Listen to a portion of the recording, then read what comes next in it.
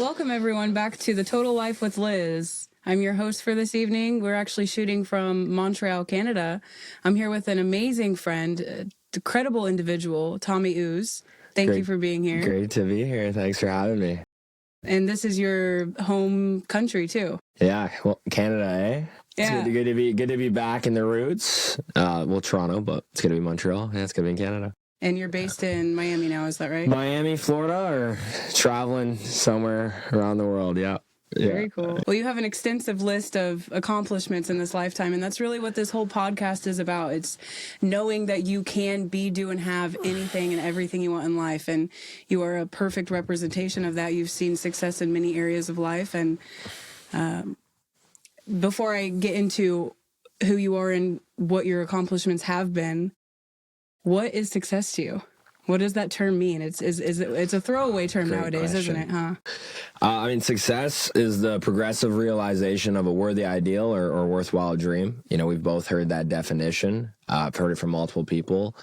And I think it's just moving the needle forward. At the end of the day, it's like whatever feels good to you, whatever that, it's not a dollar amount. It's not a specific income. It's not living in a certain house. It's like whatever you feel is your level of success and feels good for you. Like, as long as you believe you're successful and like you're not in a state of lack and you're happy with what you have and the results you currently have and you can live a good life, then, you know, some people are okay with comfort. Some people want to be a billionaire. It just depends. Like, you know, you can still be successful no matter the dollar amount. So I think it's just moving the needle forward and working towards your goals and dreams. And how long do you feel like you've been a successful person? Well, that's a great question. I think I started becoming successful the minute I started working on goals, and I started working on myself since I was super young. I was probably like 16 years old, but I mean, even before that, right? It's like you play sports growing up. If you're getting better at soccer or hockey, whatever you're doing, like you're becoming more successful or you're winning games. Like it just, as long as you're moving the needle and whatever you're after, I think you're successful for sure. But what about the people who do the activity and the needle doesn't move? Are they successful? The people that do the activity, well, the thing with that is people mistake movement for progress. And a lot of the people that I mentor, I tell them, they're like, bro, I'm doing all this, I'm doing all that. I'm like, bro, don't mistake movement for progress, because you could be doing activity, but it's maybe not be a income producing activity, right? Because activity is going to be the things you need in order to get the results in your business or in your life or whatever, but it's taking the actual action to grow the business or move it. That's where you're going to see the income results, because you could listen to a million podcasts, you can go to a million events, you can go to a million networking events, but if you don't take action, if you don't convert, if you don't get results, then it doesn't matter. So you can't mistake movement for progress just because you go to like 10 events. If you don't like follow up with the contacts you get, if you don't like make a business opportunity out of it, if you don't close a deal or whatever the case may be, it's like, what are you doing? You're just wasting your time. So I think that's why people get stuck. To answer your question, is they think they're doing a lot, but they're doing a lot of the wrong things, or maybe they're doing some of the right things, but they're not converting and doing the other half of it. That's very interesting. Yeah. I was reading a book recently called Flow, and it talks about how you have to go through a period of struggle and then a period of release, and then you get into the flow, and then you go through a period of recovery. And what you're saying about success, there's two hang-ups from what I just got from you, and correct me if I'm wrong, but you're saying that some people get hung up on doing the actions, but they're not creating any results. So they have a certain goal that they're going towards. And then there's the other side of the people who are just, well, I don't know, like flow, for example, it's easier to get into a state of flow when there is an end goal. So the other type of person, what if they're just enjoying the day-to-day, right? You could consider that instant gratification. If they consider themselves successful, I mean, are they, or? Well, it depends what their goals are. Right, but what if they don't have a goal? Oh, we already know how that goes. Then you're a drifter. I mean, there's a good book, Outwitting the Devil by Napoleon Hill. It's like if you don't know where you're going, you're just kind of drifting through life. And you're a drifter, is what he calls it in the book. I'm not saying that to people watching this that don't have goals, but at the end of the day, you got to know where you're going. You got to have some sort of path, something you're moving towards, because otherwise you're just going to wake up one day and then be like, how did I get here? You'll be like 70 years old, 60 years old, 80 years old or even 50, like if you're 20 years old watching this right now, 20-year-old's like, oh, I don't have goals. I don't know what I'm doing. Well, you're going to wake up one day, you're going to be 30 years old, 40 years old, and you're going to be like, bro, how am I in a similar spot? It's because you had no plan of action. You didn't have something you're moving towards. It was like, I mean, we were at an event together this weekend. It's like, I think Blaine said on stage, is like, people that went to Yale, 3% of them wrote down their goals and had specific goals, and they ended up becoming accumulatively a lot wealthier than all the other 97% of people that didn't do that. So it's like, you have to know where you're going. If you don't have a plan, you plan to fail. So it's just, you have to actually have direction. Like, what do you want? My mentor always said to me, tell me what you want, and I'll show you how to get it. And now I get to tell other people the same thing. Very interesting. I appreciate that. I just want to briefly go through everything that you've done and what you're currently working on. Sounds good. So you're 27 years old. You're young. That's crazy. Yeah. It's getting too old? No, I mean, it's just very young. A lot of people don't see success until later years in their life. So that's incredible. Tommy's considered a global thought leader, world-renowned keynote speaker, spoken in front of 7,000 and more people. People are calling you Bob Proctor's last prodigy. Yeah, I've heard that a couple times. And so how long did you study under him? For the last few years of his life, I met him when I was 20, and then I had the privilege to study from him one-on-one and go to his house, spend some time with him, and learn from him. And who was his mentor? Bob learned from Earl Nightingale, and he was part of that organization where he was working for the CONAT organization and studied directly from Earl and a lot of those guys. And obviously he read Think and Grow Rich every day for like 60 plus years, like every day. He read the same book. When I think of Bob Proctor's Think and Grow Rich, immediately comes to my mind. Yeah, people are like, oh, why did you read? People would always ask, I'm like, bro, why did you read the same book every day? They don't call him bro, but they're like, why would you read the same book every single day? Well, it's like they don't understand that repetition is the key to all mastery, the mother of all skill. And it's like there's a difference between hearing something, reading something, understanding something, and then fully knowing something. And most people never get to that like unconscious competent level where they could like recite it. Like I listen to the same audio over 1,000 times. People are like, why are you listening to that? Because I could probably recite it to you right now. You know what I mean? So it's like, you gotta keep learning. Keep that teachability index, coachability index up, right? Yeah, wow. Powerful. You're also a mindset mentor, travel the world teaching people how to reprogram the spiritual side of success. That's very interesting, and I look forward to getting into that. Public speaking coach. You're also the founder and CEO of Revolt Academy, mentoring over 3,000 people, speaking in 15 countries, over 1,000 events at 27 years old. Yeah. You know what's crazy? Like you say, like some of my accolades and success. I feel like I haven't even started yet. So it's exciting. It's exciting. It's like what we say at the events. I'm excited. How about you? Yeah. But yeah, when you look at it, like hearing somebody else say it, it's it definitely hits you. Yeah, and I mean also to think that the rooms that you've been in, even before 30 years old. So you say you feel like you're just getting started. It's actually true. And another crazy concept is the law of compound. Yes. The compound effect. Yeah. Just keeps rolling down the hill like a snowball. It's like, I guess that just happens over life. I'm going to ask you about your early on days too, because let's do it. I know that it's not always easy, especially in the beginning. It requires a lot of energy and effort, exertion. At every single level too, so you've created a lot of success in your life. But if you go out and create something in a new industry or a new business, you have to learn how to be a beginner again too, right? 100%, 1,000%. And so when you say that you program people for the spiritual side of success, I mean, you're really plugging into the mechanics of the mind in terms of how to create, how to think and vibrate the right frequencies in order to manifest or create something in physical form. Yeah. Just understanding like why you are the way you are, right? Your paradigm is a multitude of habits, the way you think, the way you operate, the way you walk, the way you talk, the way you your self-confidence, your weight, your relationship with money. It controls everything. So it's like shifting people's paradigms, you know, what I learned from Bob, and I kind of get to carry the torch and teach other people.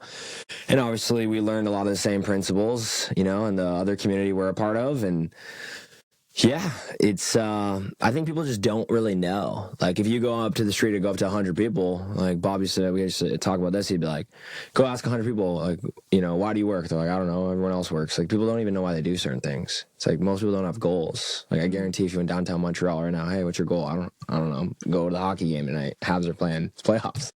You know, it's like they don't really know where they're going. So, you know, for me, I get to, and the privilege to travel around the world, speak for different companies, done like some Fortune 500 companies, done so many different kinds of speaking engagements in schools. That was really cool. But obviously catering to my audience and who I'm talking to and giving them kind of what they need. I've done like CEOs, CTOs, but really it all comes down to the same thing, is shifting your paradigm and rewiring your belief system and, you know, planting things in your subconscious and changing that self-image, as we know, to, you know, be that person that you're meant to be and be the best version of yourself, right? We're all born to win, but we're programmed to lose, you know, by outside opinions, social media.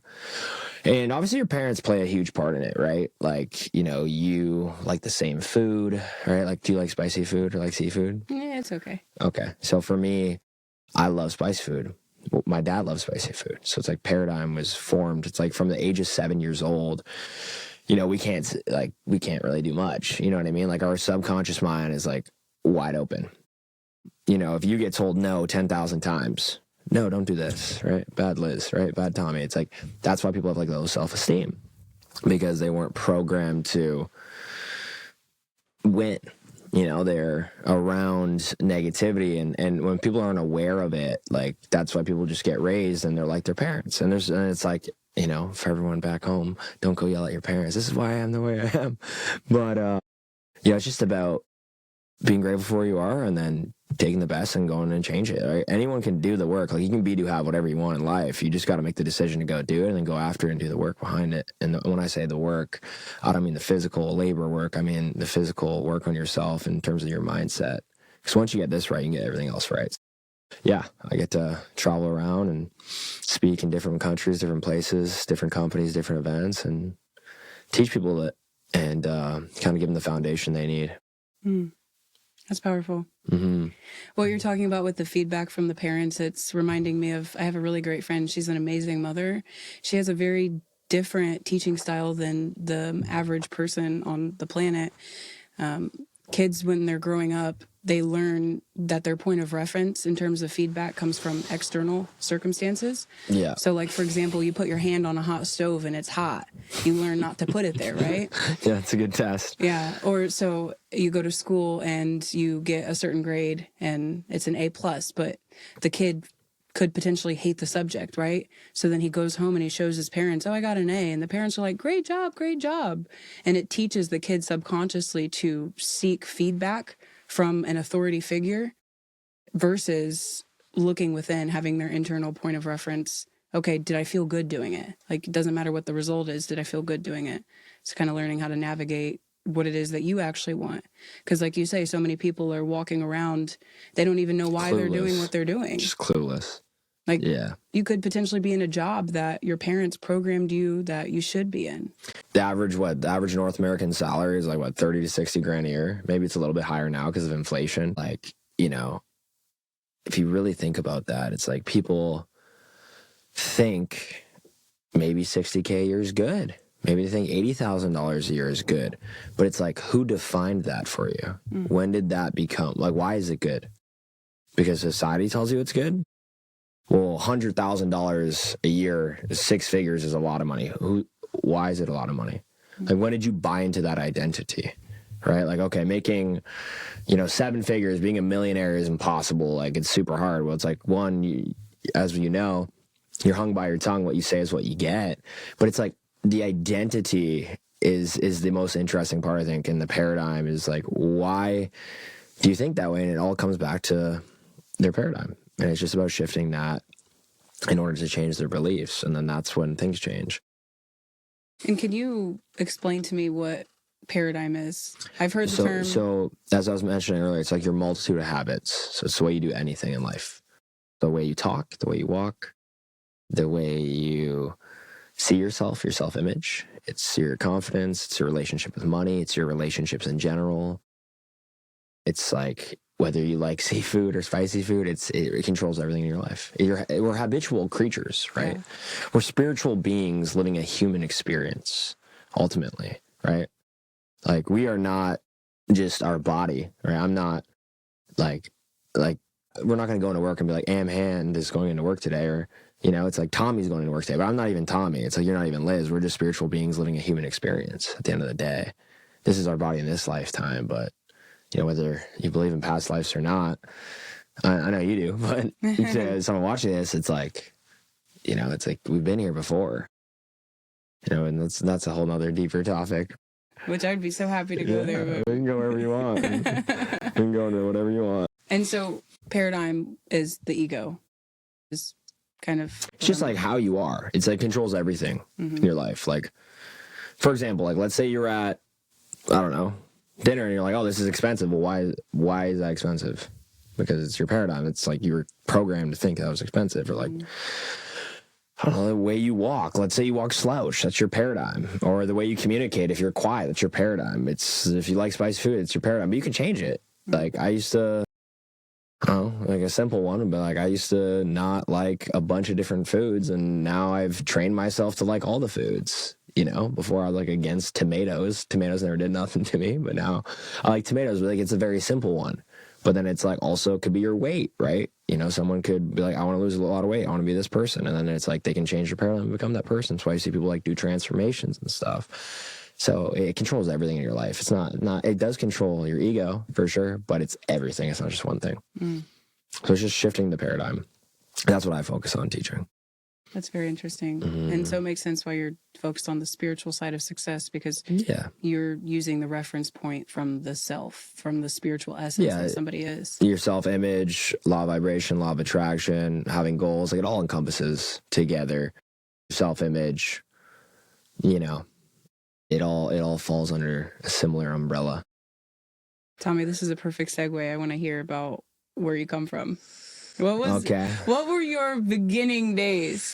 I'll give you like the full I'll give you like the full backstory. I want to go back. Yeah, let's go back. Back. So yeah, I mean, until the day I was born. I was born in London, Ontario, Canada. Grew up, lived there till like high school. Moved to Waterloo, Ontario, which is about an hour away from Toronto.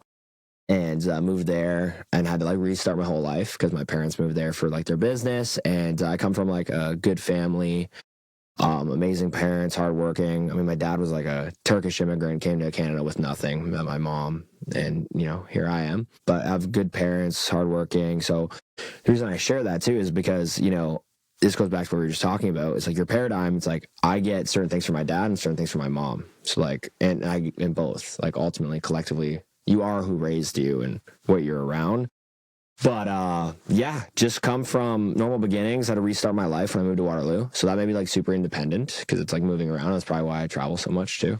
Also seeing my dad do that. And then I went to college in Toronto, took business marketing. I was going to get my master's degree in business. And then I realized in school that I was learning from people who had failed businesses. So I was learning from people that, you know, were telling me I used to work for Canon. I used to do this. I used to do that. And as I was a CEO here, it's like, where's your company now? But like respectfully, you know what I mean? It's like you're a teacher, you're getting paid probably less than $100,000 a year to teach me how to start a business when you have a failed business. So I just like noticed little things, always been like super hyper aware. And I tell this to a lot of people I mentor, and like when I do like webinars and stuff. I remember sitting in like careers class. I don't know if they have that in Indiana, but something similar. Yeah, so I remember sitting in that class and like, hey, this is like grade 9. They're like, hey, pick out what you want to do with your life. And they're like, here's all the jobs. And I'm like, so I'm limited to this in my head. Like I'm just sitting there. I was always like low key smart, but I was like quiet about it. You know what I mean? It was like police officer, firefighter, this and that. And I was like, these are cool. I'm not like really being called to it. I've always been like an empath, super intuitive my whole life. Didn't really know what to do with it until I got more into the PD space as I got older.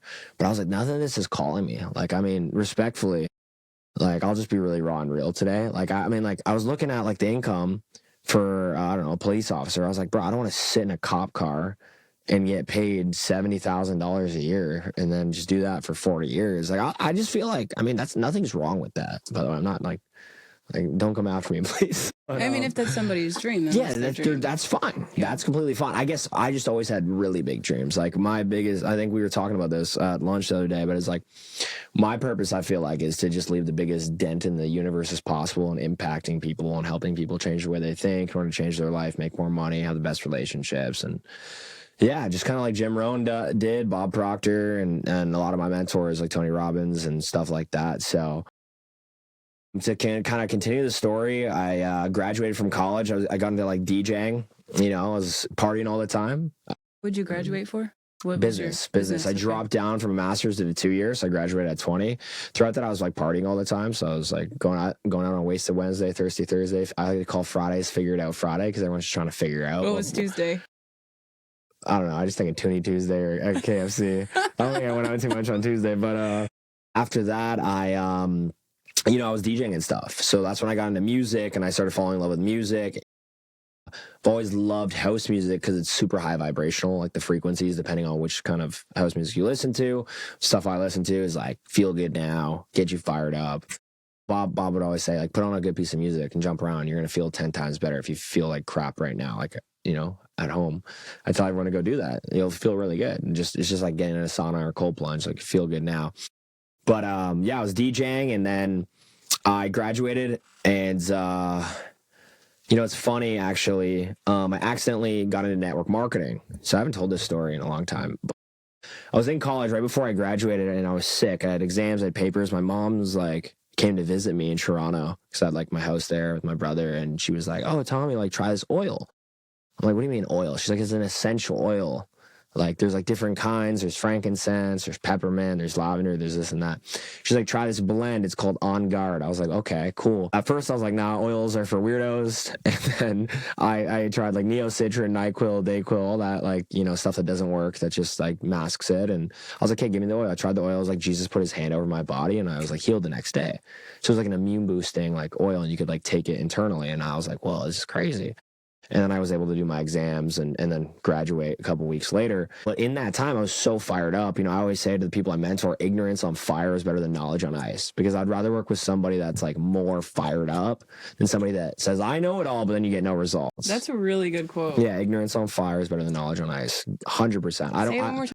Ignorance on fire is better than knowledge on ice. I would 100% rather mentor or work with somebody that is like, you know what? Dude, I don't know. I don't even know what I'm doing, but I'm fired up because transfer of energy is everything, right? You could literally know everything and then take no action and get no results and inferior results. But then you get somebody who's so fired up and sucks at sales or sucks at this and that, but has so much energy and then you can help them grow. That's why I like network marketing.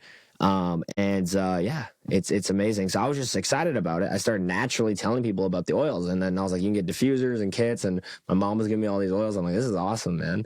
And, I accidentally like helped rank my mom up. And she wasn't even building like the business. We didn't even know what network marketing was, let alone she was doing it for her health journey.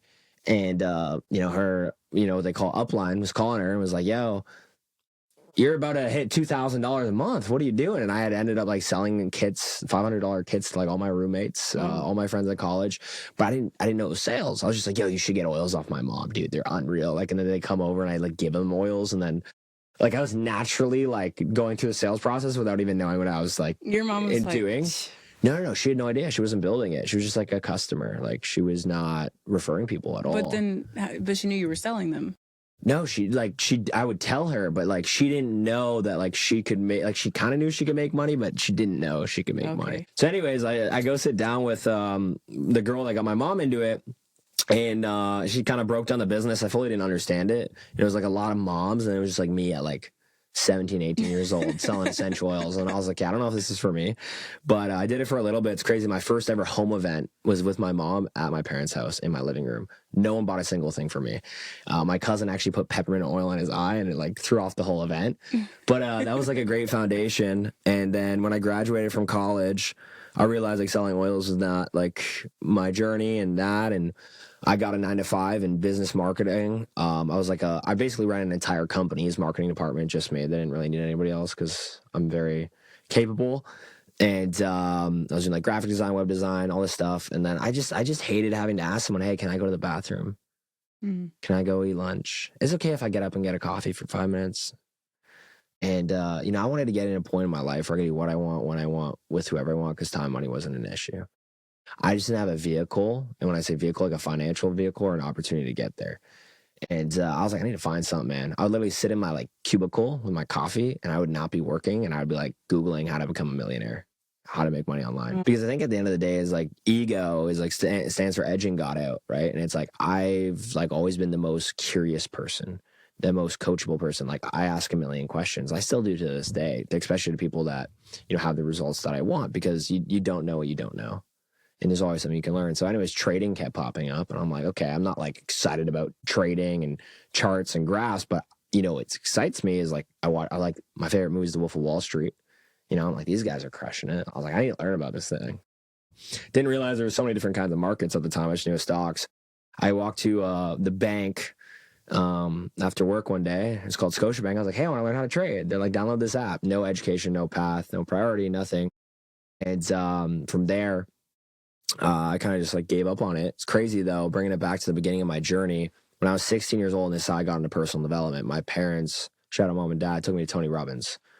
Walked on 12 feet of burning hot coals, didn't burn my feet because it gets you in such a peak state. So where you can believe you can do anything. So that kind of shifted the paradigm. My brother connected with this guy there that was trading and he would like send me his Instagram stories. I'm like, nah, bro, this can't be real, whatever. I was like, all right, screw it. I'll DM him. So now I'm like 20 years old. I was like partying all the time. I was like, yeah, I need to like focus in. I don't want to work a 9 to 5. I need to make it happen. I've always had this like burning desire inside of me to make it happen. And like, I'll do whatever it takes. Like, get rich or die trying, 50 Cent.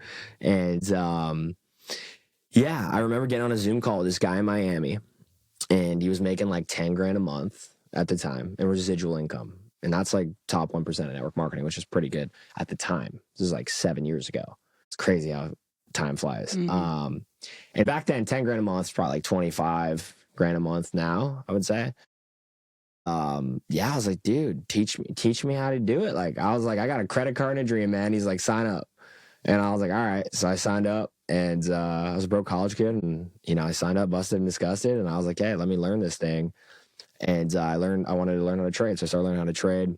This and that. And about 3 months in, he sends me a compensation plan. And he's like, hey, bro, you can actually get paid to get people into this academy and educational platform to teach them how to make money from their phone. I was like, wait. I can get paid to get my friends and people I know to turn their phones into ATMs. I was like, bet. I was like, say less. That's easy for me. Because I got so inspired back in my like DJing party days. Obviously still DJ to this day, just on a different kind of vibe. And I got so inspired to watch Project X. You seen that movie? No, I haven't. It's just a party movie. Anyways, they threw like a crazy party. Yeah. And watched when I was younger. I got so inspired, I started throwing parties called Project Ooze, because that's my last name. And I threw big parties from 100 people to 200 to 300 to 400 people in my parents' house. Aren't you still throwing those? No, I feel like not like that. Not like that. I'll get like to that. Last year or something, yeah? You were DJing somewhere. I DJ different events, but I'm not throwing Project Oozes anymore. You should bring it back. Those are my parents' house now. Shout out mom and dad's. Sorry for destroying your house a little bit. Oh, not fully, but definitely had to repaint some walls. Oh gosh. But my point in sharing that, and I say that all to say, I went from promoting parties and getting people drunk to promoting financial literacy events, to promoting mindset seminars, to promoting things that make people money, to promoting travel, to promoting things that are actually going to help people grow and elevate. So I took that skill set and I just applied it to what I do today. And I got into that world. And I mean, fast forward, a little bit, I went to my first event in that company. I saw Bob Proctor speak when I was 20 years old on stage in Dallas, Texas. Never forget it. And, first time I ever heard of your paradigm. First time I ever heard of the law of attraction and law of vibration and frequencies and everything he was teaching. And I saw one of my other now best friends, Alex Morton, speak on stage too. And I was like, dude, I want to be these guys. Like, I don't know how, but one day I'm going to get there. And that's really all you need to be successful is you don't need to know the how. You just need to know. You have to have the feeling. You just got to know it's already done. I always say, like, it's already done, man. You know, it's like, it's already done in the spiritual. The physical is just catching up, you know? So after that event I saw Bob speak at, you know, my dad had told me, he's like, Bob's actually going to be in Toronto. He's actually going to be in Toronto next week. I'm like, what? I'm like, I wonder if this guy's from Toronto. And then he's like, do you want to go see him again? I was like, dude, 100%.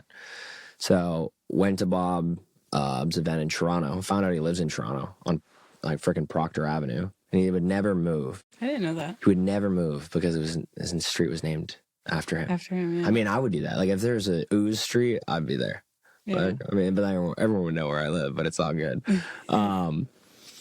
But yeah, so I went to that event and he was doing these like courses and these packages, and I had a little bit of savings and I invested everything I had into mentorship and personal development. I bought like some courses. This one course was called the Mulberry Hill Gang. It's like the spiritual universe versus the physical universe, with another guy named Raymond Aaron, and then another thing with Bob.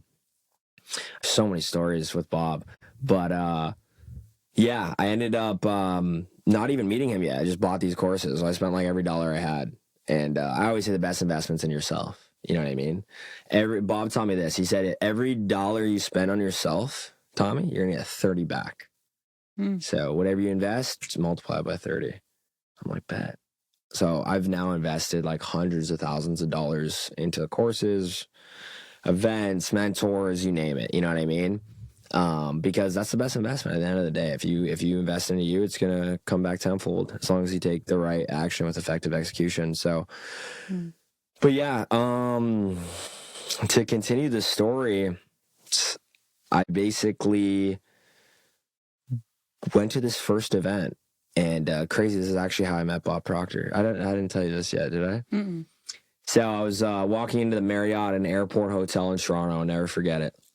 And I walk in, and I'm like, I don't think I was late, but I walked in, and I just see this guy with white hair and glasses. And I'm at the end of the hallway, and he's at the other end. And he's and I'm not going to Bob's course. I'm going to the other guy's course, Raymond Aaron.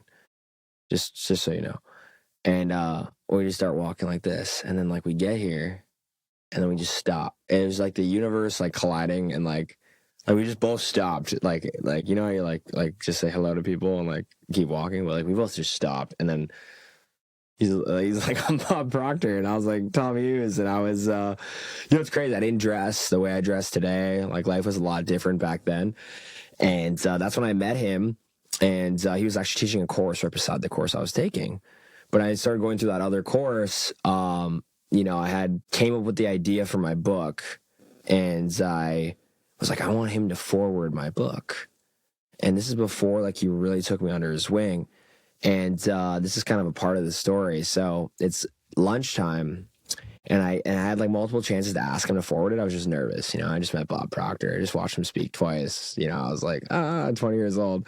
And I was in the hallway, and it was like lunchtime. You know, and I was like, hey, like to Bob Proctor's like consultants that like sell Proctor Gallagher's Institute stuffs. I was like, hey, do you know where Bob is? He's like, oh, he's in a meeting with 16 of executives in there. Me being like a honey badger, like, I don't really care. Like, I'm just fired up. I need to go talk to this guy. I tried to go in to the room, door's locked, obviously. He's in a meeting. 10 seconds later, Bellman comes in, pushes the food cart to go give Bob and his execs lunch. I slip in behind him as the door is closing. It's like 16 guys in suits, okay? And they're all surrounding him. I just body through everybody. And I go straight up to Bob. I'm like, Bob, I want you to forward my book. He's like, young man, he's like, you are bold. And he's like, let me see what you got. And I like told him about the idea, this and that. And he invited me to his house. And that's kind of how the story started, you know, back when I was 20 years old. And yeah. It was an amazing 4 years or so, but then obviously through then I applied a lot of the principles, created a lot of success for myself and network marketing, like that first event I went to, I was like, I want to have a team of thousands of people one day. I don't know how I'm going to do it, but I'm going to do it. And I mean, today we do. I remember at that event in Dallas, I literally had to borrow money from my dad to go to it. Like I was broke, like dead broke. And, I was like, one day I'm going to lead thousands of people and be that guy on stage and doing that. And, today we're doing that. So it's like, it's crazy because I remember where I started to where I am now, but it's really just applying everything that you learn and investing in personal development and having the right mentors, being in proximity with the right people, because proximity is truly power, and paying for it as well, like I did. And yeah, my life definitely changed a lot. And actually just having realizations as I explained this to you on this podcast. So that's like a little synopsis. And, to also emphasize, like, one of my favorite things that I've ever done was like I spoke. It's kind of crazy. I'm wearing this exact outfit today on this podcast. I spoke in Zagreb, Croatia, in front of 7,000 people, made the whole arena roar. Bigger arena than when I saw Bob speak, and because there's like 5,000 people. But it's kind of full circle, me telling the story, and I'm wearing the same suit I spoke on in Croatia. So, anyways, that's a little bit about my story. Obviously, we do a lot of different things, but yeah, just hard work, dedication, late nights is how we got there. If you want the intricate details, like 15-hour days, 12-hour days, and the personal development in the morning, at night, I would reprogram myself. I would go to sleep listening to 10 hours of I'm so happy and grateful now that money comes to me easily and frequently in large quantities from multiple sources on a continuous basis. Bob Proctor audio on YouTube. It's free. I would listen to that every night. I listen to Jim Rohn. I listen to Tony. I would just program my subconscious because it's wide open when you sleep. So I just did the work, and then I took the right action during the day, and I just didn't make excuses. I sacrificed time with family. I sacrificed going out. I, lost a lot of friends. I was told what I was doing was a pyramid scheme. It's a scam. Trading doesn't work. Network marketing is not real. But I dealt with it all. And, it's just having resilience, not listening to other people's opinions. They don't pay your bills. Most people are just brokies, and it's like, I always say, don't listen to people unless you trade places with them. And not that you can't learn from them, because you can learn from everybody. You can learn what to do, what not to do. But, yeah. That's very interesting. I know you probably want to interject, but wow. You've been a great listener. So. Yeah, no, I appreciate it. I definitely have a lot of questions for you now. We were just at lunch yesterday with sushi and playing hangman on the little... Which, by the way, why was that restaurant that way? We literally had to write down that was certain weird. numbers. That's like Asian restaurants. That's like when I go get pho. Have you ever had pho? No. You like pho is what they call it normally? Never PHO. Yeah. It's like a bowl or something? Yeah. A soup? It's called pronounced pho in Vietnamese, but it's like, oh my God. It's a big pho guy, like the best. I thought you were saying like the cuss word. No, pho. It's like literally how they say it in Vietnam. It's so good. Anyways. I mean, it was delicious sushi, and the presentation, fresh flowers. I mean, it was amazing. Yeah. But on the hangman sheet, one of the quotes that we said was "Persistence overcomes everything, even nature," from John D. Rockefeller. Yeah. Which, by the way, you have connections to the Rockefeller family too, which is I do. Really cool. I do. I'm a part of the secret societies. I'm kidding, maybe not, but but something that stuck out to me in your stories, the first event that you went to, which again, kudos to your parents for being in a position to take you to something like Tony Robbins at that early age. Yeah, shout out mom and dad for real. Yeah, so that had the ability to stretch you, right? Like a wallet that stretched never goes back to its original size. Yeah, my quote to that is once the mind is expanded, it can't go back. So it's like rubber band or like goo. You know what I mean? Just like yeah. But that actually is leading me into my thought process, and I want to hear your take on it from your own personal experience, because sure, that stretched you, but you had a certain, what you call a paradigm or a self-image or a self-concept before going to Tony Robbins. Yeah. And then you're sitting here telling me, okay, I did the work, 12, 15-hour days, persistence. I dealt with the doubt. I dealt with the fear. And that takes people backwards, actually. That doesn't always motivate people to keep going forward. So how did you handle that? For sure. I mean, you ask anyone who's close to me, I'm the most persistent motherfucker you'll ever meet. In business and relationships, I mean, love life, everything. Like, I'm just very persistent. Like, I don't give up till I get it, or I literally get the door slammed in my face. Yeah. Even before Tony Robbins. Yeah. I've just had that in my life. I mean, I watched my dad. This guy literally came from Turkey and with nothing. And then he built up his own successful businesses and empire. And yeah, my mom too, just like their like never give up mentality. Like my motto since I was little, before all this PD, was never give up. So I got to give a shout out to mom and dad because they did a great job too. Yeah. You know what I mean? It's not just Bob Proctor, and it's everything combined. Yeah. You know, it's like you can take the best from everybody, leave the rest. So you answered my first question because it was kind of twofold. Like you've always had that persistence mentality to you. I mean, what exactly was your self-image before going to your first success event? I think the one thing that really, this is actually a great question. I've never been asked this before. I'm glad that you did. I think the one thing that like I realize is like you can hold yourself back like pretty well if you don't know why. And it's like, for me, the one thing that held me back was like I'd self-sabotage. Self-sabotage is in procrastination. How did that manifest? Like self-sabotage, like you start having a little bit of success and then you're like, oh, I'm not good enough, I'm not worthy. And then your mental self-sabotage kicks in and then you stop doing the work. And where did that come from? Can you pinpoint it? Just my paradigm, honestly. Could have been my parents, could have been school, could have been other kids, could have been, I don't know, getting like picked on. I mean, I didn't really get super hardcore bullied or anything like that growing up, but like people chirp, you know? So yeah, somewhere down the line, you know, I had to get that shit out, and I did. You know what I mean? It's like you know, people are always wondering why they aren't successful. It's because they haven't done the inside work.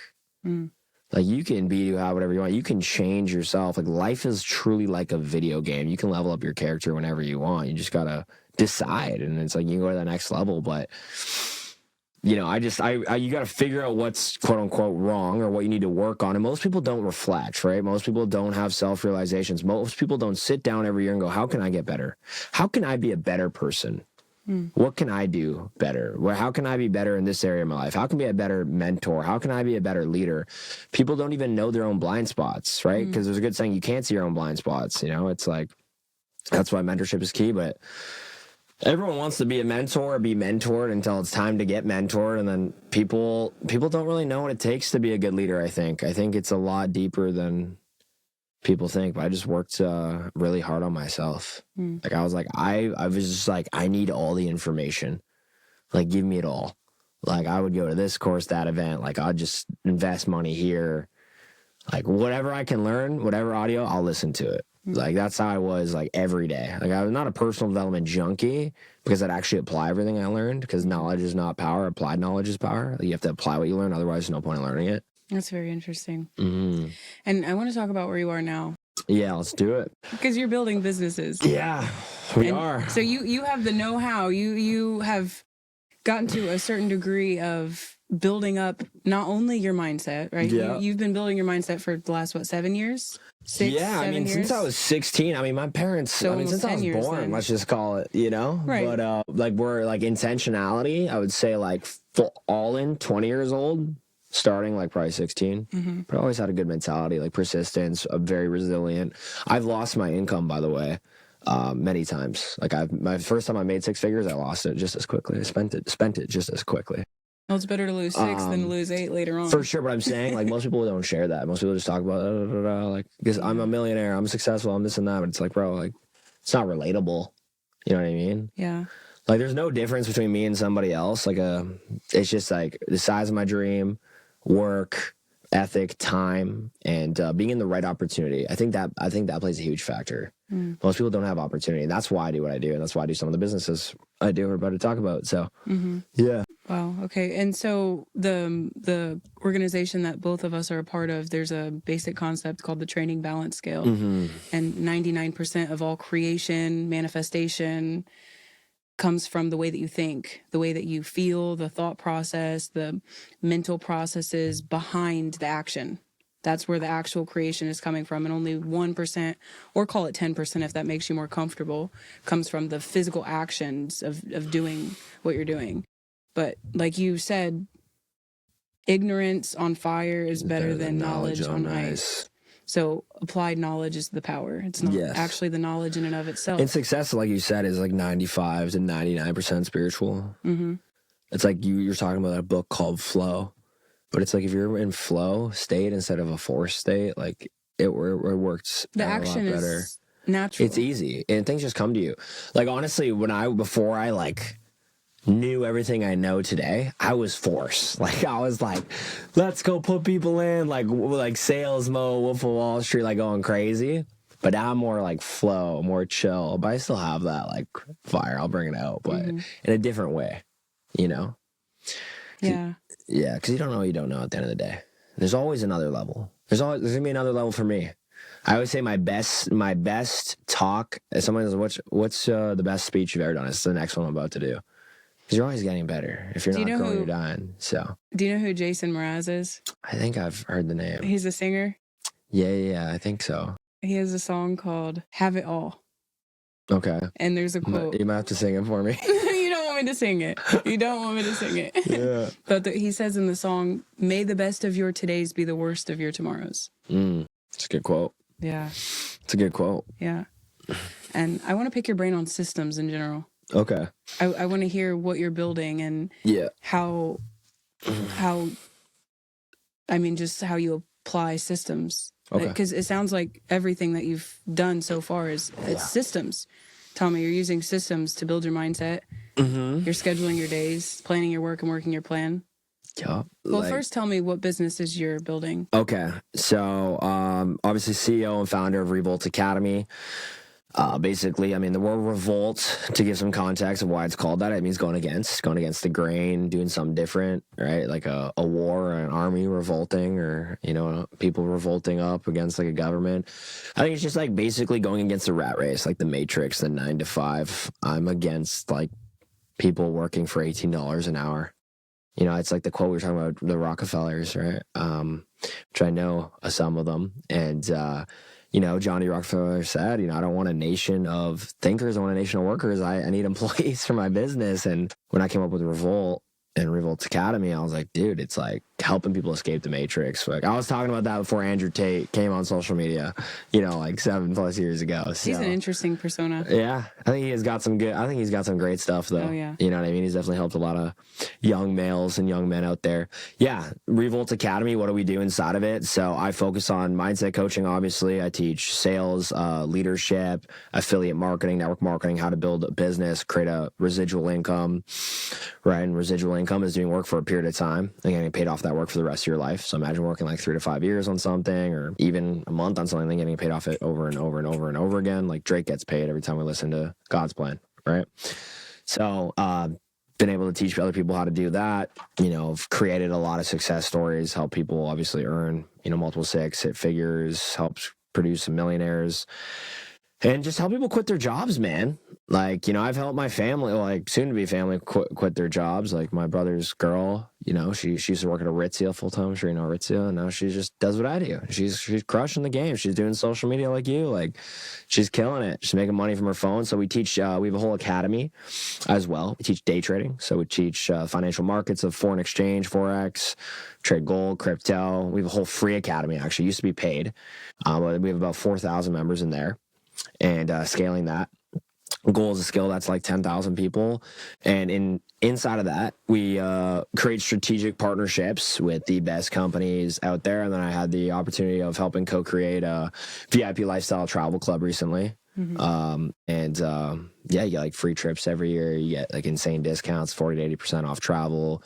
And it's also, you can build the affiliate side of things and get paid residual income, and then you can like meet high level people, maybe do a podcast like this, like you never know. So building that, launched that about 8 weeks ago. I mean, I have a bunch of different businesses. Like, I mean, I'm a speaker by day, DJ by night. I get to speak for different companies. I'm speaking for Lamborghini later this year in Miami, so that'll be pretty exciting. I think I'm speaking for like American Express CTOs or something like that. I think that's what it is. I got to confirm that actually in Boca. So I do like different events. I like to go to schools. My goal is actually, this is what I'm working on. I just want to throw this out there. My goal is to go to my high school and speak to all the kids. Just get them fired up. Be like, I used to be here, you know, but doing some work in the oil and commodity space as well, putting some deals there, helping raise capital now. Was working on like a big fund for that recently. Do some stuff in like merchant processing. Honestly, a bunch of different things. Like there's a bunch of different things that I do. I do obviously mindset coaching one-on-one as well, public speaking coaching. I work with like my guy Brad Hilton on public speaking, and yeah, the coolest thing that I just got featured in, honestly, that I'm excited about is The Art of Manifestation. You know, it's the upcoming documentary on, it's like law of attraction, law of vibration. It's like The Secret, but it's like Secret's like 101. This is like The Art of Manifestation 102, 103. It's a little bit more advanced. This podcast won't be live yet, so by the time it is, then this is okay to say. I just got Kevin to be in the movie with me, Trudeau, so that's going to be pretty cool, and Gary Spivey. So, yeah, that's coming out, doing like an LA premiere for that, and just scaling, speaking, mindset coaching, the travel club, a bunch of different things at once. Yeah, those are a few of the things I'm working on. And so all of this is coming from your ability to connect with people. Yeah. And network yourself and put yourself in a position of... Yeah. I'm going to start my podcast soon, too. My book's going to come out as well. So, yeah, it's all about... Your network's your net worth. But it's like, not about networking. It's like, what value can you... We were talking about this at lunch yesterday. What value can you provide to people? Where do you bring value? Where do you add value? You know what I mean? Like, why should somebody listen to you? Why should somebody pick up your call when you call them? Actually, I'm not saying you specifically, but for anybody, it's like people call me and it's like annoying sometimes. Like I don't want to answer certain people, but then it's like if you call me, I'd probably answer. You know what I mean? Because it's like you have to build a relationship, you have to add value, you have to give value, and then it's like stop trying to take things from people unless you can add value to or you're part of their process. But yeah, from networking, from becoming a valuable person. Right, where if I meet somebody extremely successful, let's say they have hundreds of millions of dollars, they're a billionaire, I can add value to a billionaire. I guarantee you I can, in one way or another. But if you can't add value, you need to figure out what you're good at, where you can add value, and then, people want to talk to you. People will want to give you their phone number. You know what I mean? Like, I'm friends with a ton of famous people, rappers, musicians, artists, DJs, some of the biggest speakers in the world. You know what I mean? And I have a very vast network, and I'm grateful for it. And obviously, like you said, I know people like the Rockefeller family and some of them, but at the end of the day, it just became becoming valuable and as I could. And, there's always another level. So, yeah. Wow. Yeah. Yeah, I think it really depends on the positioning of, where are you coming from when you're reaching out to the people? Like you say, you have to give before you take. And what you're suggesting, even what we talked about over lunch yesterday, a very specific billionaire, we were talking about how he has so many positions of protection because he can't just pick up the phone and answer anybody because most people take advantage when you get to certain levels. Yeah, I mean, I don't even I'm getting to a point where if someone sends me a voice note, I don't even listen to it anymore. I just text me, please. Yeah, because people are taking. Text. They're wanting to take from you because they know that you have something. It's like all billionaires text. They don't call unless it's necessary. You know what I mean? So I was I always wondered that, and then now I'm starting to get it. Yeah, we're working towards $1 billion. Not there yet, but we're getting there. You'll be there soon. Yeah, one day. And so, what would you say is the most beneficial skill that someone should develop? Honestly, what I just said is I want to say, because you got to be a delusional optimist. You need to be so fucking delusional.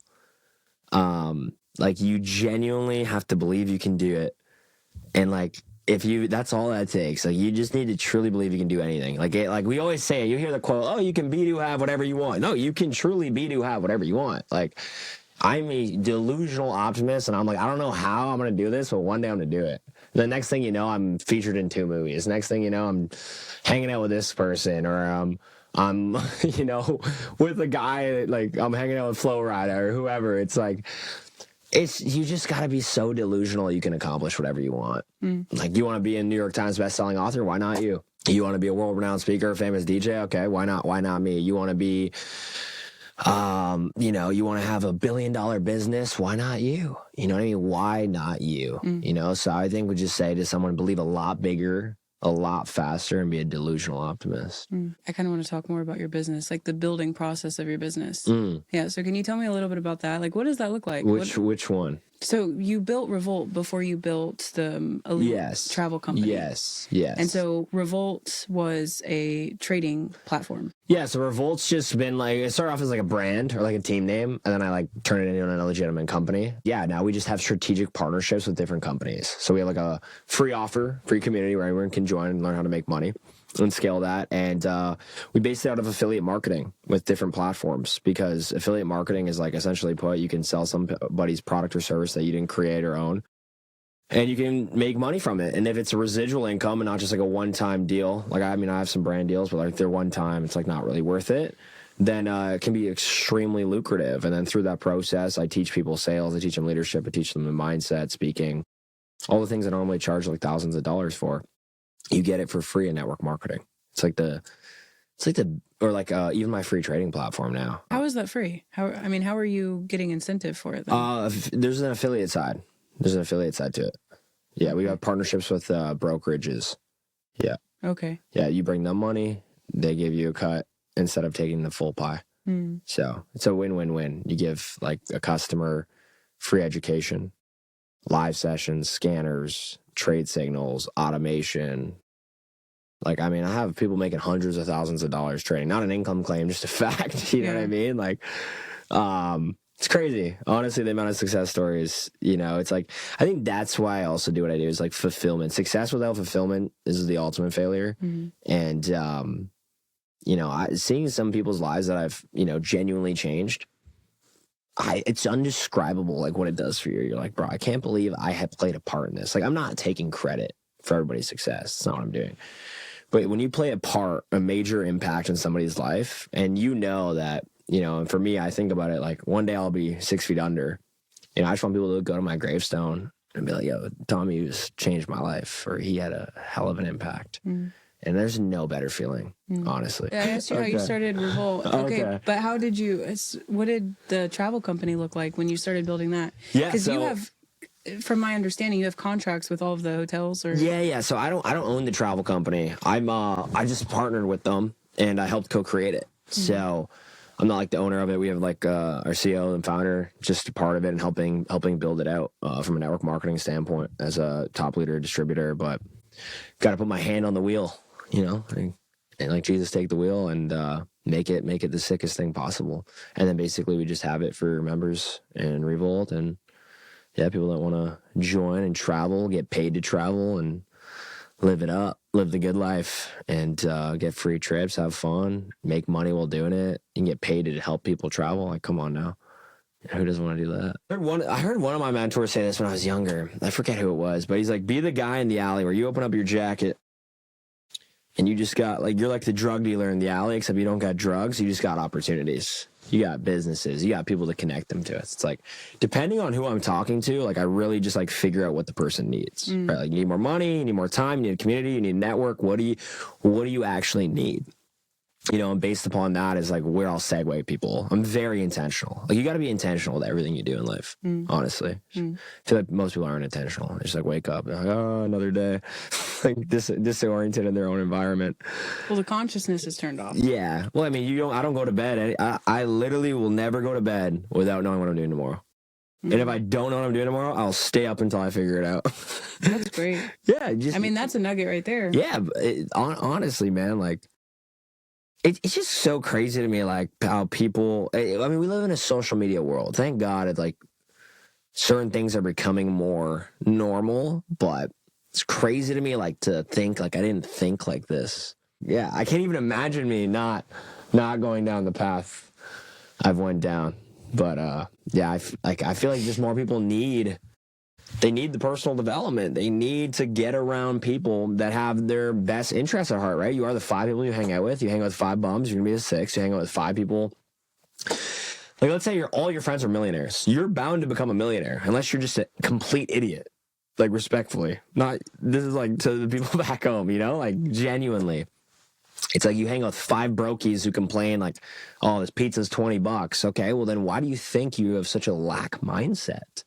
You know, like I'm just like, I'm so careful of who I even like let around me nowadays. You know what I mean? And then like, obviously you have to protect your energy when you're mentoring people that aren't like, you know, where you are. You know, it's like why you have to go pay like, you know, why you have to go pay like Ed Milet. You know Ed Milet? Really? So Alex Morton, he paid Ed Milet $70K for like a phone call. But it's like that's people. You got to protect your time. Like, as soon as you get to that place, like, it's just like there's levels to this shit. Yeah. Honestly. Yeah. Yeah. Well, and especially in today's society, I mean, people can get free value. They can extract information just from listening to this. And Yeah. of course, But that's what they should be doing. Right. Like, Well, I wish there was like sick podcasts like this. Like when I was growing up, like I listened to Jim Rohn and stuff. Like, don't get it twisted. There was still good stuff. But Jim's goated. yeah. Shout out Jim. He's a goat. Don't wish it was easier. Wish you were better. Yeah. Yeah. And Tony Robbins' mentor. I mean, at the end of the day, it's all the same information, just regurgitated in a different way. Mm-hmm. Mm-hmm. Yeah, but that's also a key distinction too. Is like, who are you listening to? Where's the source of the information? Because, like you say, it is regurgitated. But when it is regurgitated, if the person isn't very deliberate and very intentional with what they're sharing, then they're adding their own stuff into the mix, and then it's diluting the information over time. I agree, especially that you're not successful. Like I was like, for me, so for example, my book idea that I told Bob about, I was like, I was gonna put it out like that same year, and I was like, bro, I'm not nearly successful as I'd like to be before I put out this book. Now I'm like, fuck yeah. So now I'm gonna put out my book whenever I actually sit down and finish writing it.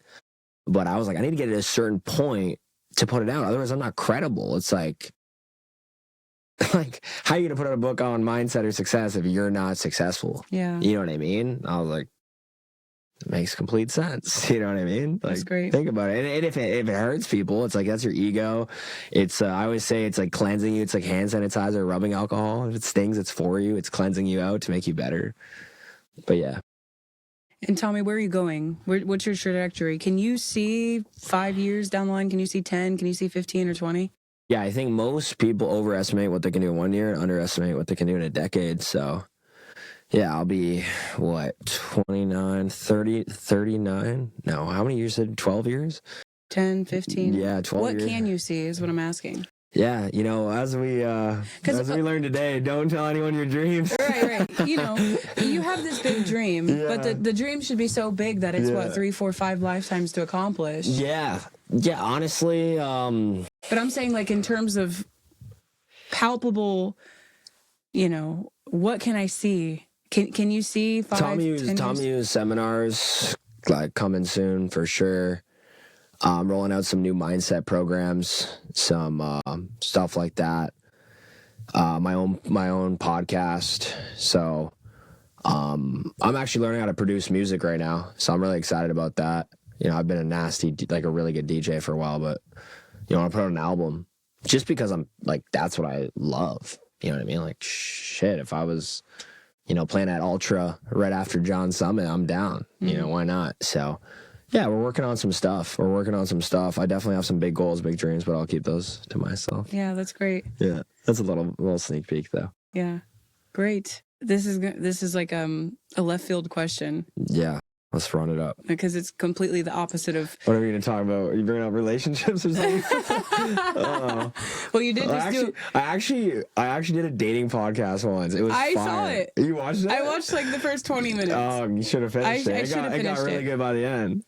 So it's always the end of the podcast. I'll go back and watch it and see. That's the nugget of gold. Always finish the full podcast. Yeah. Especially this one, because you get it. But yeah, so let's switch gears. Yeah, that's fair. Honestly, respect for you saying that to call me out, because that's where I'm going, left field. I'm gonna ask you, what do you feel like your weaknesses are right now? Like, what are you working on? What are you working on right now? This is not the field that I was going. That's good. We can go there too. We'll go there next. We'll go to the other side of the field next. Oh my God. What are my weaknesses? That's a great question. I don't really like to call them weaknesses. I like to call them points of getting better and areas of opportunities, areas of improvement. Just delegating more. Like I have just hired like a personal assistant. I'm just building a team around me. So one thing I need to do is like build like a whole Tommy Hughes like staff team. Like I need like my executive assistant, personal assistant, somebody to do this specific role, just so I'm not doing it, then I can just oversee everything. So I think systemizing my personal life more, I would say, and not like just trying to do everything myself. So having trust in people to help me run my life personally. Because I've trusted like business, like my business partner, Donnie. You know what I mean? Like, he can go run it up. I trust him. We're going to be good. But, yeah, I'd say that's like it's a point of improvement for sure right now. For business? Anything else? Weaknesses. No, or opportunities. Word. Opportunities of getting better. You don't like the word because that's your ego. Oh, yeah, for sure. But it's okay to have a healthy ego. Great. I always say there's a difference between being like cocky and being ultra confident. So I'm very ultra confident. Yeah. I can see that. It's like the difference between being confident and arrogant. Yeah. Yeah. Yeah. Opportunities of growth. And I simply ask because of what you said earlier. Is like you've lost your money many times, and a lot of people don't share that. And no matter what level, every level has another devil. You've probably heard that term before, right? I say it all the time. I love that. You said it. And I'm probably channeling it through you. Yeah, come on now. It's in the field. Let's go. It's in the field. But Tommy, whenever you were owning a nightclub for 3 or 5 years? Yeah, 22 years old, I bought a nightclub. But I figured you would have learned how to delegate then, no? Why are you having to relearn it now? I had some terrible business partners, honestly. I got out of that like after a couple of years. So, but I ran up a club from like 22 to 25. It's cool. Got a DJ in my own club. I mean, it was just like, how did the opportunity even come across? Here's a crazy story. I was a broke 17-year-old kid partying all the time. And I went to the club because in Canada it's like 19, I think it's the drinking age, or 18. I think it was like 18. Went there, like barely any money for drinks, right? Because you're in college, right? You're like spending all your money on this and that, rent, whatever.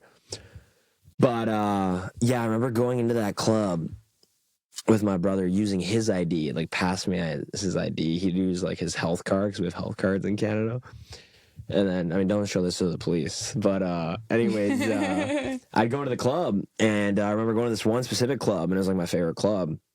And I barely had enough money for drinks, but I was let go there.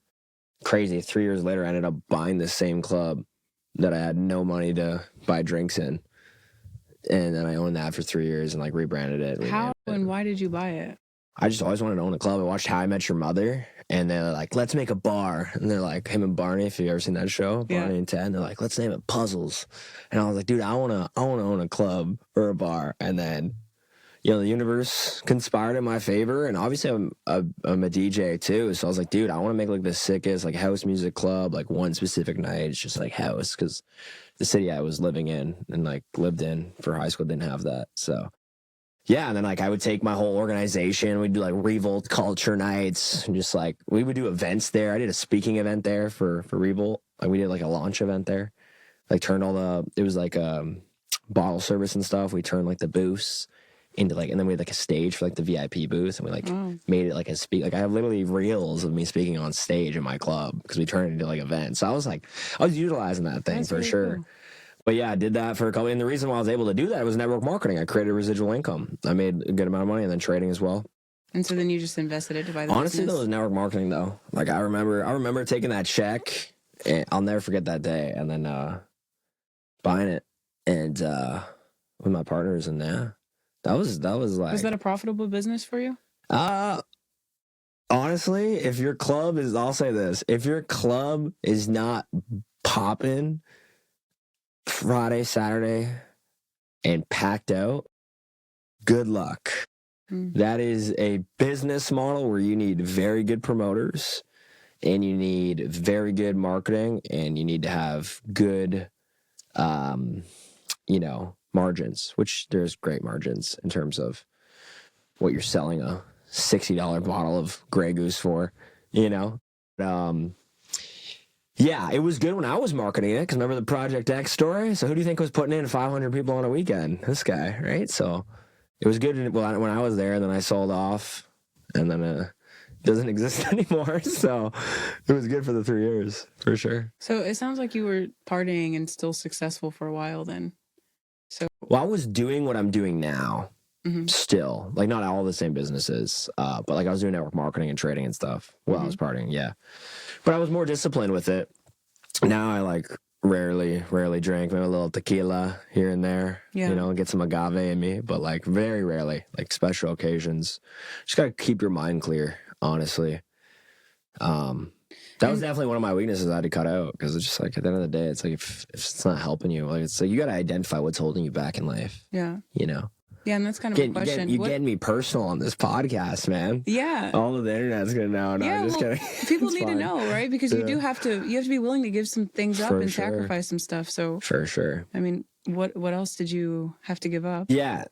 So, I mean, in order to become successful, like just in general, like you have to give up in order to go up. The definition like of sacrifice, I believe, is like really just things you don't want to not do. You have to like give up for a period of time. Like there's a season of sacrifice, you know, not forever, but a season. And yeah, I mean, I gave up time with my friends to learn. Instead of going out on the weekend, I'd stay inside and watch, you know, sales training or network marketing training or leadership stuff like John C. Maxwell, whatever. And, you know, I'd stay in and work on my business instead of going on Friday. I wouldn't hang out with a girl. You know what I mean? I would choose my business or learning or a Zoom call or hanging out with a girl. Like, you know, instead of drinking, I'd, you know, get an early night sleep, go to the gym. Right? You got to give up in order to go up, right? Like, what's holding you back? And then, yeah, like I basically like had no life for like a span of like 2 years. Like all I did was grind my face off until like I literally couldn't keep my eyes open any day.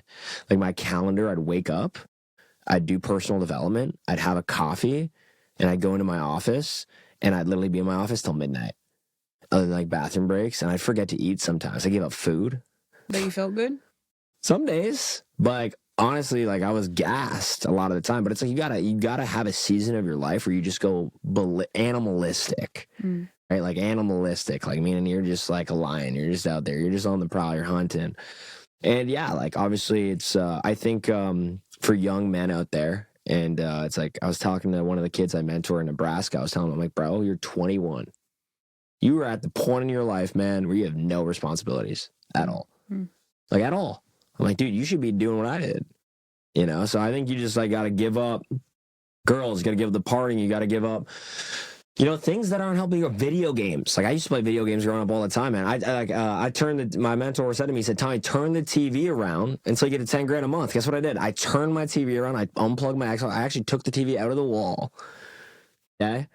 And I put a whiteboard up, and I literally didn't touch video games for like however long it took me to get to $10,000 a month. And then I was like, all right, you know, now I can play, you know, a little bit, you know, just for fun, decompress. But it's like people want to be successful, then they look at their habits. Like if I came to your house, number one, do you know where you're going, right? If I came to your house right now, I'm like, okay, if I go to where you live, am I going to see where you are or where you're going? Because if you come to my house, you're to my vision board, you're going to see all my posters, this and that, my goals on my walls. Like I'm like Albert Einstein, a little psychopath in my office. Great. But that's what you got to be. Like you got to be a delusional optimist. But one, you got to know where you're going. Two, you got to work your face off. Three, you got to be willing to sacrifice literally everything. Like I remember I was dating this girl, and she's like, "Oh my God, you're doing this network marketing thing. Like, what is this thing? Like, da da da. Like, you just hit $600." She's like, "It's me or the business." I'm like, "Thank you for making it easy." You know what I mean? Like, it's just at the end of the day, it's like you gotta give up to go up until you get to a point where you can, you know, have all pillars of your life, what you need. Like relationships are important. I'm not saying go break up with your girlfriend or boyfriend because they're like saying that, but I'm saying like I was broke back then. Yeah. You know what I mean? Like you gotta be willing to do whatever it takes. Like you just need a burning desire. You can't teach desire though. I can teach you sales. I can teach you leadership. I can teach you how to do public speaking. I can teach you all that stuff, but I can't teach you desire. Right? If someone has a desire and they're like, literally give me the play and I'll run it. That is my favorite person in the world to work with. Like I'll have lunch with them or sit with them for an hour for coffee and they bring their notepad any day. Because those people are going to go take massive action and they're going to crush it. But yeah, you got to give up everything for a period of time. Not forever, a period of time. The word sacrifice, the etymology of it, it means to do or to make holy.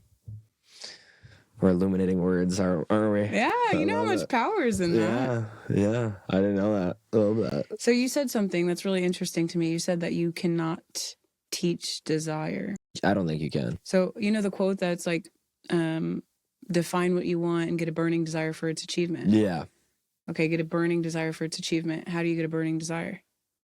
How would you do that? How if there's somebody watching this who's in a season of life where they don't have a desire, how can they get it? But they want a desire. When I say you can't teach desire, like, I mean, I can't just like put desire into somebody. Like, let's say they just have zero wants or desires, but like you said, right? But they want to want. So let's say they do, right? It's like you just said, define what you want.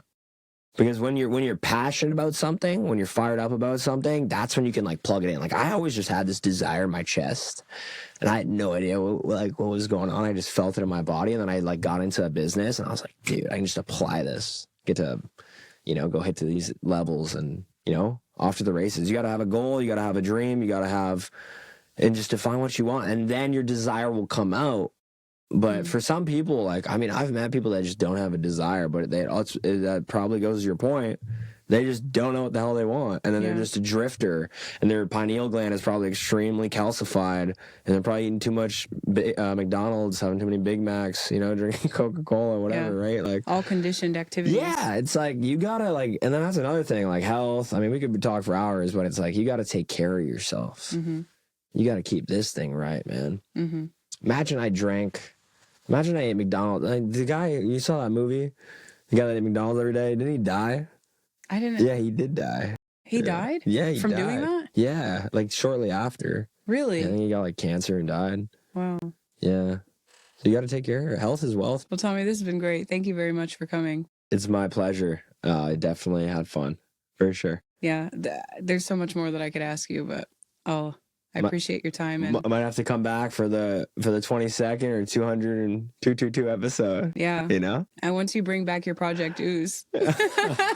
Maybe I'll come back. I'll come back with my book when it's out. Yeah, that'd be great. Let's do that. I'll come give you a hand-signed copy. Yeah. And just curious, are you doing any like personal mentorship outside of the companies that you're building? Like, could someone come to you directly and get mentorship from you? Yes. I do one-on-one coaching. I only take a few people at a time, like monthly. I do that for mindset and for public speaking, separately and also together. So just depends. I customize it, but yeah.